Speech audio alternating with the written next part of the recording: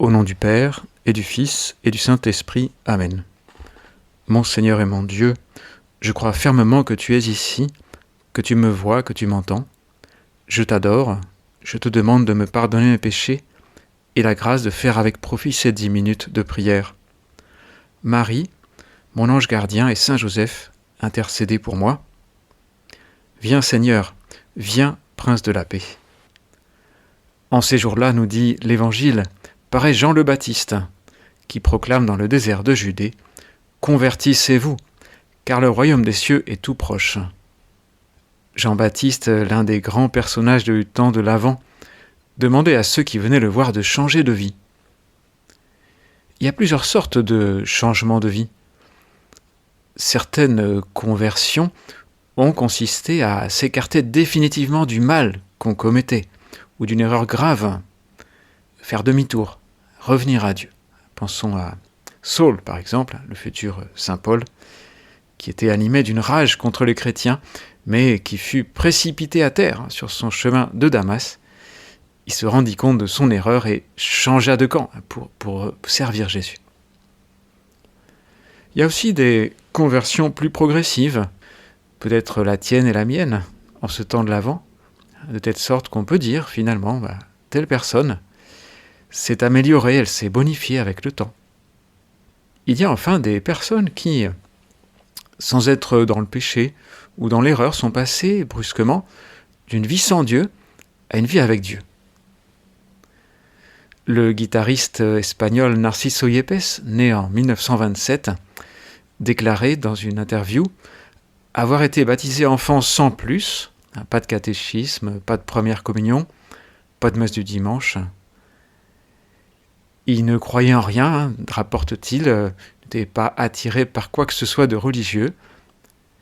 Mais à 25 ans, alors qu'il n'était pas encore connu comme musicien, il était à Paris, accoudé à un parapet, en train de regarder la Seine. Il regarde l'eau qui coule. C'était le matin, le 18 mai 1951, et il le dit lui-même, tout à coup, je l'ai entendu à l'intérieur de moi. Peut-être qu'il m'avait déjà appelé à d'autres occasions, mais je ne l'avais pas entendu. Ce jour-là, j'avais la porte ouverte, et Dieu a pu entrer. Non seulement il s'est fait entendre, mais il est entré pleinement et pour toujours dans ma vie.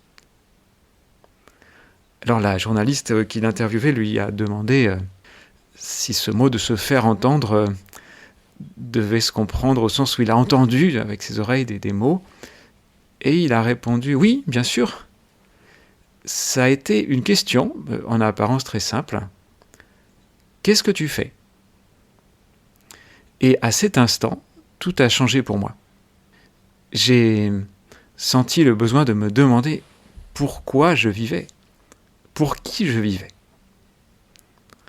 Et il raconte avoir pris contact avec un prêtre et à s'intéresser à la religion.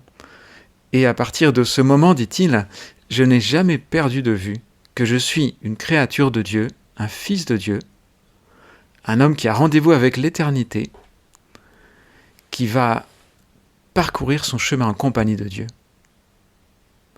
Et de même qu'à l'époque, Dieu ne comptait pour rien dans ma vie, eh bien à partir de ce moment-là, il n'y a rien eu dans ma vie, ni même le plus ordinaire, ni ce qui est le plus sérieux, dans laquelle Dieu n'a pas compté.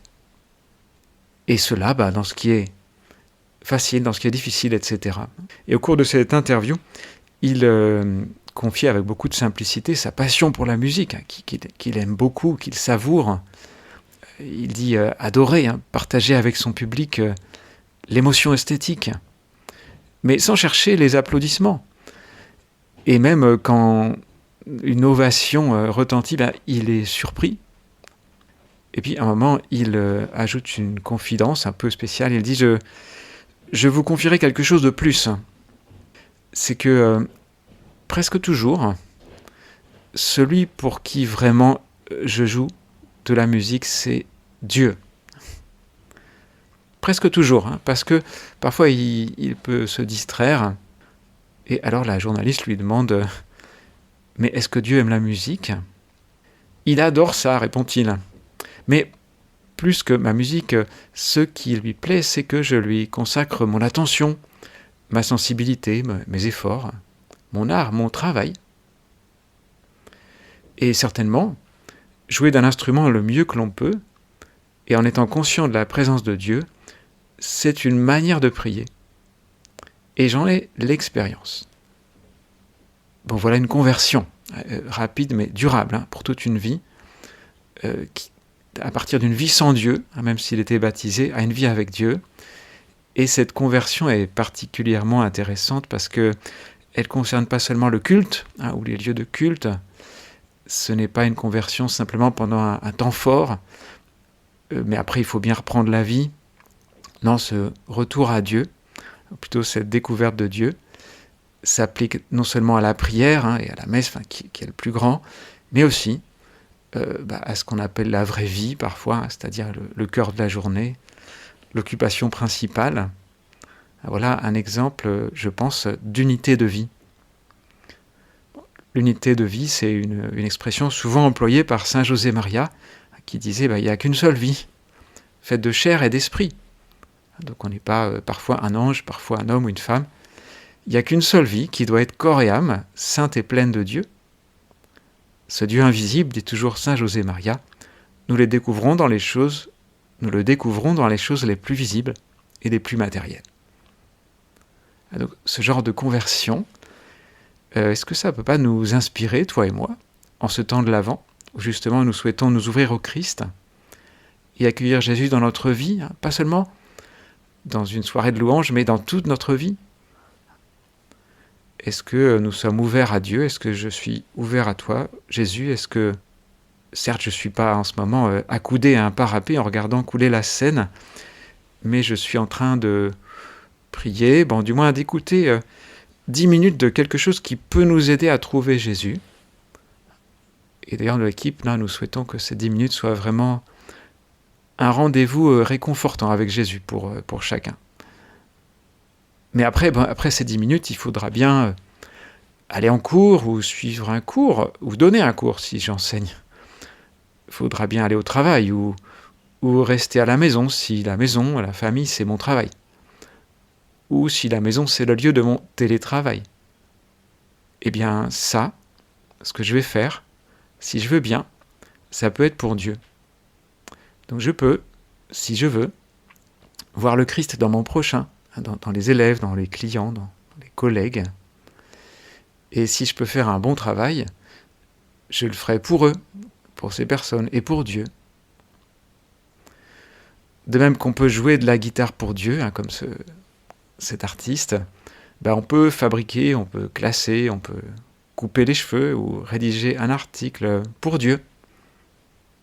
Sur la ligne de l'horizon, dit saint José Maria, le ciel et la terre semblent se rejoindre.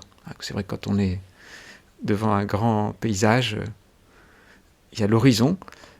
Mais là où le ciel et la terre s'unissent vraiment, dit saint José Maria, en réalité, c'est dans vos cœurs, lorsque vous vivez saintement la vie ordinaire.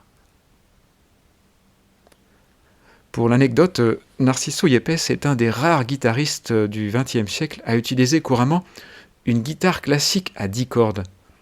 C'est pas une guitare à 5 chœurs de cordes doubles de type baroque, mais c'est une guitare à 10 cordes simples, donc avec 4 cordes graves supplémentaires par rapport à la guitare classique, et avec un manche élargi, c'est très reconnaissable, peut-être pas facile à jouer.